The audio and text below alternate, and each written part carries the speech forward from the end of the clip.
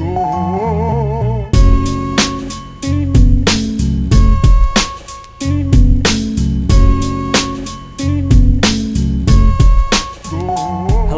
name's John Dawson and this is Jack Smyth. We're from Mindshare Sydney and we're here at the NewFronts 2016 in New York thanks to Emma.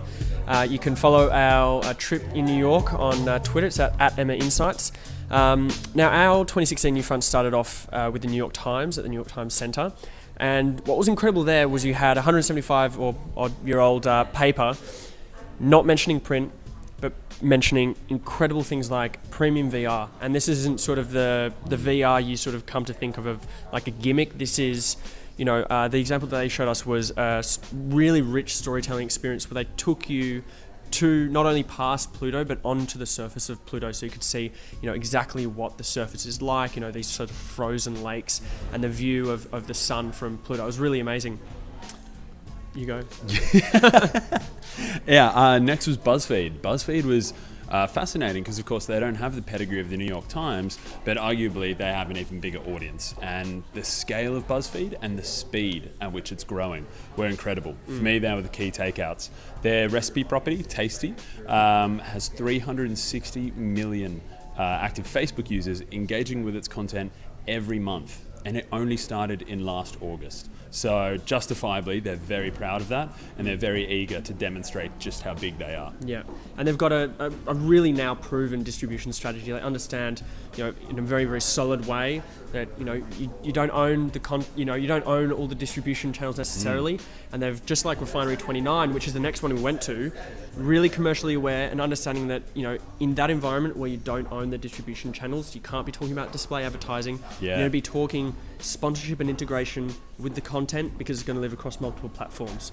And also the interesting thing about Refinery 29, I got that one out.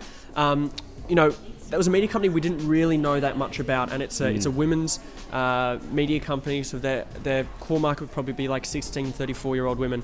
And not only is their brand sort of ready content like their beauty stuff absolutely great, but their films that they're releasing, like New York Times and BuzzFeed, they're talking about shows and slates and upcoming films, and they're premiering films at Sundance. They're premiering films at Cannes, and just the quality that's over here is really staggering.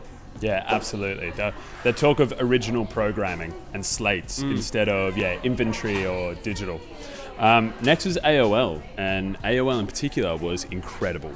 I mean, 3 blocks of downtown Manhattan taken out for this festival of AOL, and it was a real show of might and strength, because within that kind of festival, they have their NFL partnership. So they have Go90, which is sport designed for mobile. They have TechCrunch, Huffington Post, and of course Snoop Dogg and Demi Lovato, which were crucial parts to understand the media partnerships available through AOL. Yeah, it was really sort of like the festival of AOL, except didn't have to pay an entry ticket. Next one was Hulu, and Hulu, despite this being called the NewFronts, totally dispensed with that sort of language. They called theirs the upfronts, and they didn't even mention video. They said TV. And now, so it's sort of an interesting moment. We're sort of pinching ourselves, thinking, we've come to New York for the NewFronts, expecting this digital video chat, and all Hulu talked about was upcoming TV shows, original programming.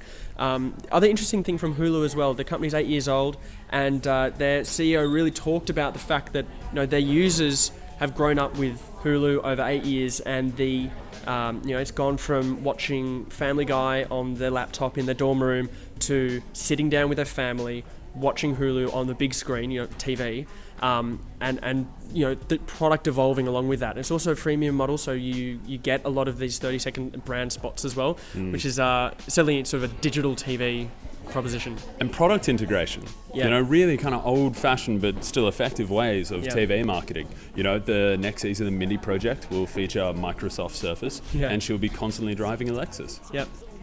And then the final one we saw was Yahoo. And of course, Yahoo in the news for a whole range of reasons recently. I think it was really interesting to understand, the complexity of Yahoo. They still have a lot of really interesting opportunities through Yahoo Mail. They can actually scan receipts, obviously with privacy, but $65 billion of transactions go through Yahoo Mail every year. And then as well, their search and esports as well.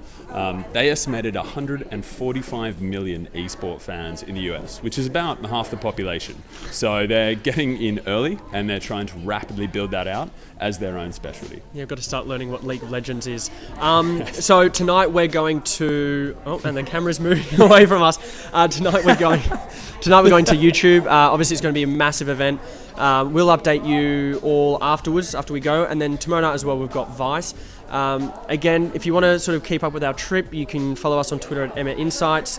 There's also a piece on Umbrella that we wrote and a podcast we did with Nick Christensen that talks a little bit more about the stuff we're mentioned here. So we'll keep you up to date. Thanks very much. I'm John. This is Jack. I'm Jack. See you soon. Cool. Bye.